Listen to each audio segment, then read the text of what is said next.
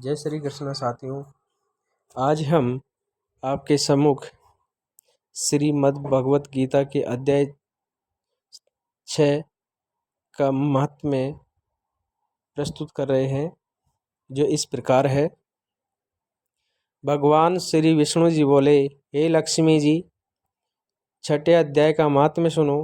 गोदावरी नदी के तट पर एक नगर था। वहाँ एक जनश्रुति राजा बड़ा धर्मज्ञ था।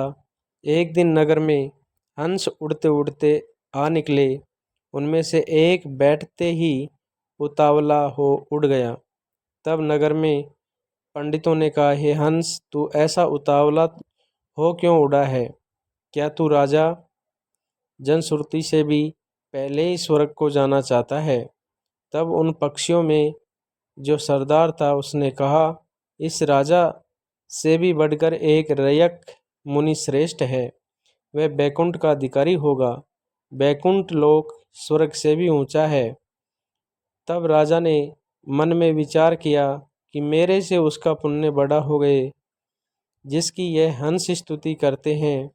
यह विचार करके राजा ने कहा कि चलकर उसके दर्शन करने चाहिए।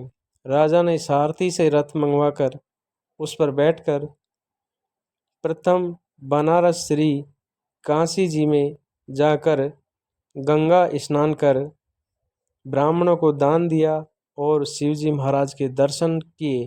फिर लोगों से पूछा, यहाँ कोई रयक मुनि रहते हैं? लोगों ने कहा, नहीं। फिर राजा ने उत्तर दिशा को जाकर बद्री नारायण को पहुँचे। वहाँ से राजा का रथ चले नहीं। तब राजा ने कहा, मैंने पृथ्वी की परिक्रमा करी है, परंतु किसी स्थान पर रथ नहीं अटका है। यहाँ कोई ऐसा पुण्यात्मा रहा है जिसके तेज से मेरा रथ नहीं चलता। तब राजा रथ से उतरकर आगे चला तो देखा कि पर्वत की कंदरा में एक मुनि बैठा है, जिसके तेज से बहुत प्रकाश हो रहा है, जैसे सूर्य की किरणें होती हैं। तब राजा ने देखते ही कहा, यही रयक मुनि होंगे। राजा ने दंडवत कर शरण वंदना की तथा हाथ जोड़कर स्तुति करी। तब रयक मुनि ने राजा का आदर किया और कहा, हे पृथ्वीराज, तुम चारों धाम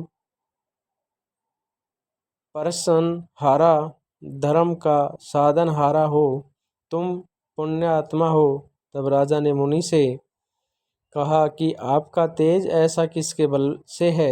तब मुनि ने कहा, हे राजन, मैं नित्य प्रति गीता जी के 6ठे अध्याय का पाठ करता हूँ। इस कंदरा में उसी का प्रकाश है। यह सुनकर राजा ने अपने पुत्र को बुलाकर कहा, हे पुत्र, आज से तुम राज्य करो, अब मैं तीर्थों को जाता हूँ। इतना कहकर राजा ने राज्य त्याग दिया और रयक मुनि जी से गीता जी के 6ठे अध्याय का पाठ प्रारंभ कर दिया। तब वह राजा भी पाठ करने लगा। एक दिन प्राणायाम करके दोनों ने देह त्यागी। स्वर्ग से विमान आए, जिस पर बैठकर वे बैकुंठ को चले गए। जय श्री कृष्ण, जय श्री कृष्ण।